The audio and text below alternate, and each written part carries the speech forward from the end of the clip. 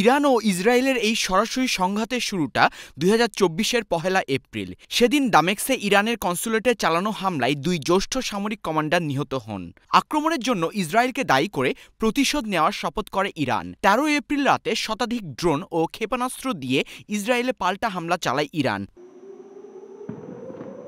এই প্রথম তেহরান সরাসরি ইসরায়েলের ভূখণ্ডে হামলা চালালো।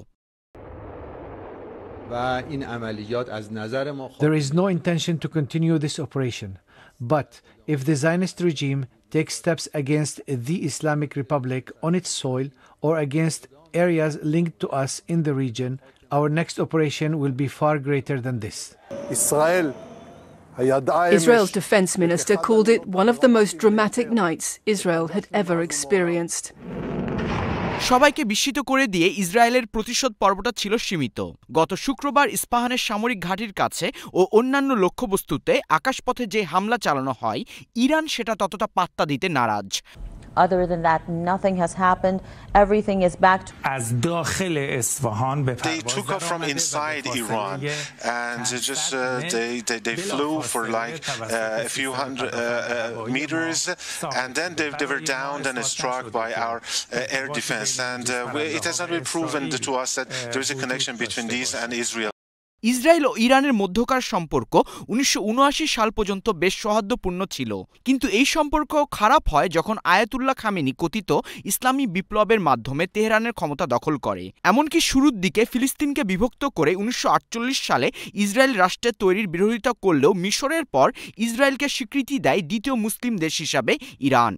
নতুন আয়াতুল্লাহ সরকার ইসরায়েলের সাথে সম্পর্ক ছিন্ন করে, ইসরায়েলের নাগরিকদের পাসপোর্টের বৈধতা অস্বীকার করে ও তেহরানে ইসরায়েলি দূতাবাস দখল করে প্যালেস্টাইন লিবারেশন অর্গানাইজেশন পিএলওর কাছে হস্তান্তর করে। সে সময় পিএলও ইসরায়েলি সরকারের বিরুদ্ধে লড়াই ও ফিলিস্তিন রাষ্ট্র প্রতিষ্ঠাতার নেতৃত্ব দিচ্ছিল। ১৯৯২ সালে ইরানের ঘনিষ্ঠ একটি ইসলামিক জিহাদি দল বুয়েন্স আয়ার্সে ইসরায়েলি দূতাবাস উড়িয়ে দেয়। এতে ২৯ জন নিহত হয়। এর কিছুদিন আগে হিজবুল্লাহ নেতা আব্বাস আল মুসাভিকে হত্যাও করা হয়। এই আক্রমণের জন্য ইসরায়েলের গোয়েন্দা সংস্থাকে দায়ী করা হয়।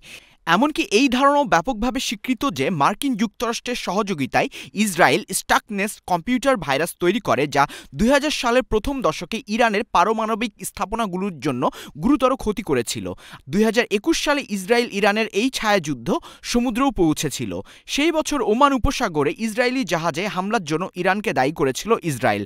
অন্যদিকে লোহিত সাগরে তাদের জাহাজে হামলার জন্য ইসরায়েলকে অভিযুক্ত করে ইরান। এছাড়াও নিয়েদের পারমাণবিক কর্মসূচির প্রধানকে হত্যার জন্য ইসরায়েলকে অভিযুক্ত করে ইরান। ২০২৩ সালের ৭ই অক্টোবর গাজা যুদ্ধ শুরু হবার পর বিশ্বজুড়ে বিশ্লেষক এবং সরকার প্রধানরা উদ্বেগ প্রকাশ করেছিল যে এই সংঘাত অঞ্চলটিতে একটি চেইন প্রতিক্রিয়া তৈরি করে ইরানি এবং ইসরায়েলিদের মধ্যে উন্মুক্ত ও সরাসরি সংঘর্ষ উস্কে দিতে পারে।